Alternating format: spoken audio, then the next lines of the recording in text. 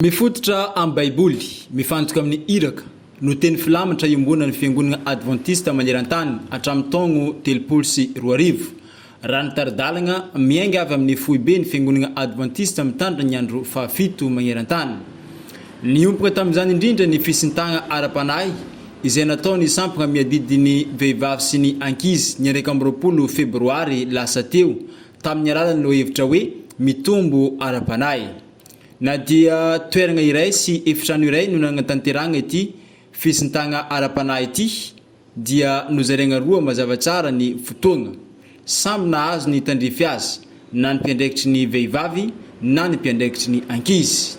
Ho an'ny sampagna miadidiny vehivavy manokana, nandritra ny fisintagna ara-panahy dia nazavaigna tamin'ny mpiandraikitry ato agnatin'ny distrikany Antsiranana izay notarihiny pandrindrany distrika Ramatoa Emara Zafinikalo fa fanafoezanteny miantsona hoe MIFEM. Nazavainy fa tsy fikambanana araka ny fahafantarany be sy ny maro azy ny MIFEM fa sampagna mijoro ara-dalagna eo agnivon'ny fiangonana adventiste maneran-tany. De la femme, ministère auprès de la femme. De les ministères zany mifotsiny natsorona. De les femmes zany FEM fotsiny natsoratra natambatra hoe MIFEM.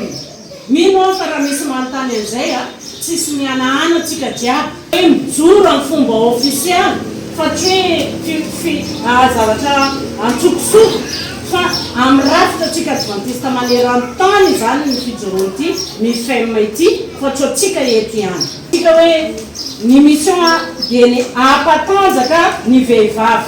Aninona hoe rehefa tsy zay zany izy ato amin'ny district atsika dia tsisy antony tokony hipetrahany. Najoro izy ity mba hanatanjaka ny vehivavy. Tahak'izay koa izy any amin'ny fiangonatsika. Najoro izy io mba hanatanjaka ny vehivavy ao anatin'ny fiangonana. Dia efa mitaky ezaka avy hatrany zany zay hoe question maventy hoe inona ny programa atao mba hanatanjaka ny vehivavy ao anatin'ny fiangonana. Ankoatra izany dia nambarany ity mpandrindra ny vehivavy ato amin'ny distrikany Antsiranana Ouest ity fa ny ampatanjaka ny vehivavy eo amin'ny lafiny ara-panahy, ara-batagna, ara-tsaigny ary ara-piarahamonigny no antom-pisian'ny sampagna eo agnivon'ny fiangonana.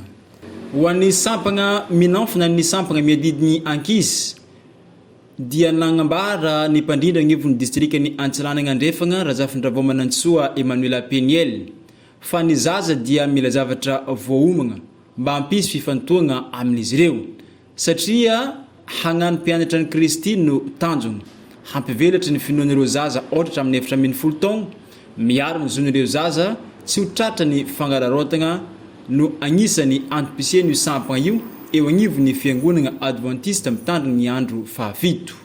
Koa ny finoan'ireo zon'ireo zaza ireo mba tsy ho tratra ny fanararotana maro samihafa misy.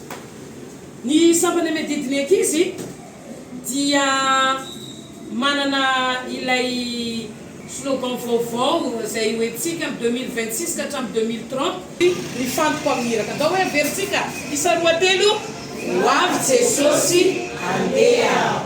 Mifototra amin'ny baiboly mifantoka amin'iraka. Raha miresaka iraka inona ary inona ilay iraka? Saradradradraigna fo iraka. Manao mpianatry Jesosy Kristy izay miaina tahaka ny vavolombelony be fitiavana.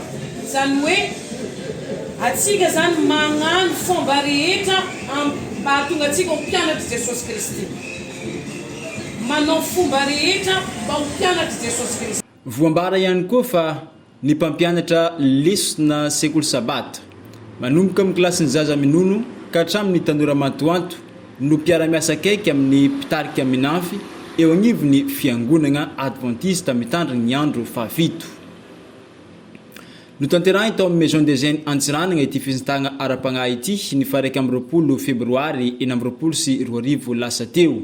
Teo ambany fitarian'ny pasteur ny distrikany Antsiranana andrefagna pasteur Razafinikalo Charlot izay nampahery ireo mpandrindra eo agnivon'ny distrika sy ireo mpandrindra ny sampagna minafy sy MIFEM eo agnivon'ny fiangonana ato agnatin'ny distrika Ouest. Tsy ahivigny fa ny zaza ohatra hatramin'ny 7 taogno no antsoina hoe minafy ary ny 7 taogno miakatra kosa dia tafiditra ao agnatin'ny sampagna mifem. Vavaka, fampahirezana, fijoroagna vavolombelogno ary fandrafetagna drafitrasa mifagnaraka amin'ny plan stratégique ny mifem sy ny minafy no natao tao agnatin'ity fisintagna ara-pagnahy ity.